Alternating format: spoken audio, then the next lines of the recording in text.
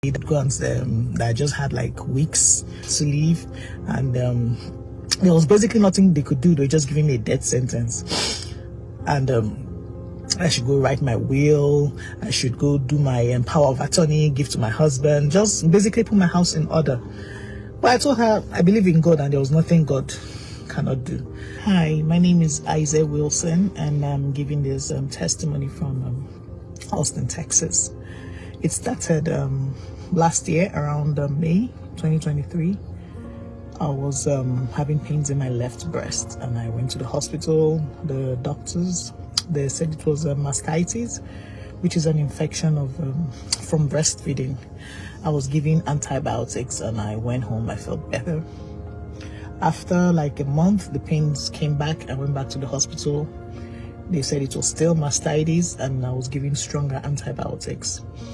I went back home. The third time, the pains were excruciating.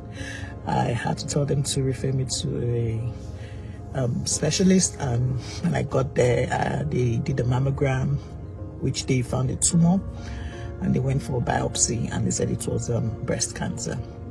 I was referred to the oncologist. So she said, okay, yeah, then she's going to do like the breast MRI. Then after that, the PET scan to ascertain the size of the tumor and where exactly it was before they could commence treatment.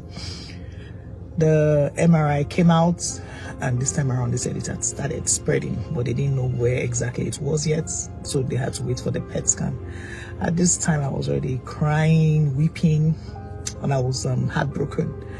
While I was crying, my husband, trying to console me, told me there's nothing God couldn't do, that I should just have faith.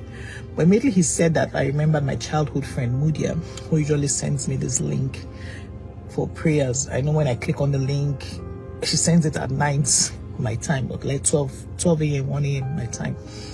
And when I click on it, I'm like, sleep, I'll just go back to bed. But I had to go back to that and go back to God, and I started praying. I joined the altar and started praying. So after a couple of days, the PET scan came out, and the PET scan came out.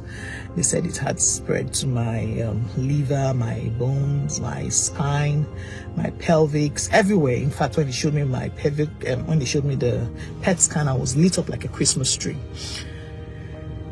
But at this time, I was already on the prayer altar, so I wasn't too scared anymore. I just had faith that there was nothing God couldn't do, and I kept holding on to God. The doctor was like, you are not showing so much emotions for someone who they just told the breast cancer had spread, because this time around it was no longer a stage 1, stage 2, it was now a stage 4. It had spread to other parts, and they were going to refer me to palliative care, do the chemotherapy just to keep me comfortable.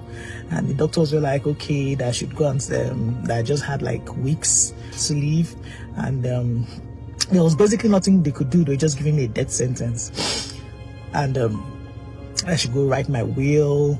I should go do my power of attorney, give to my husband, just basically put my house in order.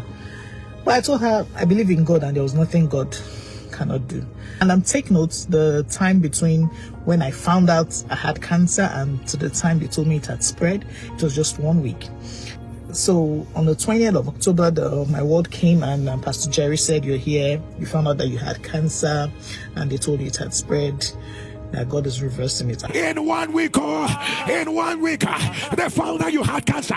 In 1 week, they say it has spread. In 1 week, they say you had cancer. In the same week, they say it has spread. Rakata, Rabiasa, the devil is a liar. Both the spread, both the cancer. By this you will know that God is a God of all flesh. There is nothing on your house like a turn around. I keyed into that word and trusted God that God was going to do it. The next PET scan I went for, which the results came out, and it showed that the spread, everything had gone. So I'm just here to return all the glory to God and thank Pastor Jerry for the prayers. And to those of you that have testimonies to share, please do share your testimony, because the testimonies that I heard on the altar literally kept me sane, because at a point I was losing it. So I just want to say thank you. For indeed what God cannot do does not exist. Thank you.